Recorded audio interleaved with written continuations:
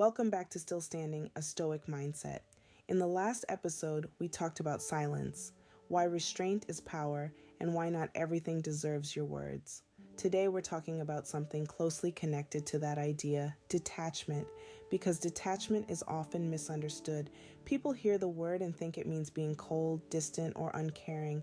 They think it means shutting down emotionally or withdrawing from life. But Stoicism teaches something very different. Detachment isn't about disconnecting from people. It's about disconnecting your peace from things you can't control. And when done correctly, detachment doesn't harden you. It frees you. Stoic detachment is not emotional abandonment. It's emotional clarity. To detach means when you stop clinging to outcomes. You stop needing people to behave a certain way. You stop tying your self-worth to responses, validation, or consistency from others. Detachment says, I can care this without controlling. I can love without losing myself. I can walk away without resentment. Stoicism teaches that attachment to externals, people, outcomes, expectations, is one of the biggest sources of suffering. Not because those things are bad, but because they're unstable. When your peace depends on something unstable, peace becomes fragile. Detachment stabilizes it. Here's the part no one talks about. Detachment often comes with guilt. We're taught that. Letting go means you didn't care enough. Walking away means you gave up. Pulling back means you're cold or selfish. But Stoicism challenges that narrative. Detachment isn't abandonment.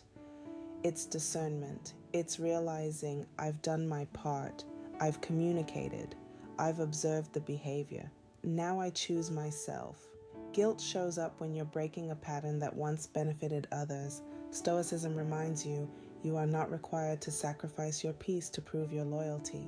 Let's talk about relationships, because this is where detachment is hardest. Detachment doesn't mean you stop caring.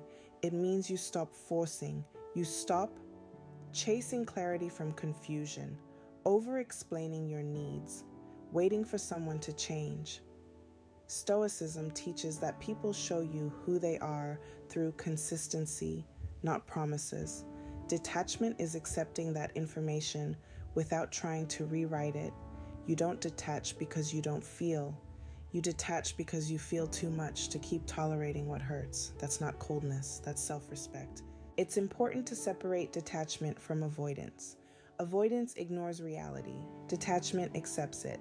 Avoidance runs from discomfort. Detachment stands in truth and chooses peace anyway. A Stoic doesn't detach to escape emotion. They detach to stop feeding unnecessary suffering. Stoicism doesn't ask you to suppress emotion. It asks you to stop negotiating with reality.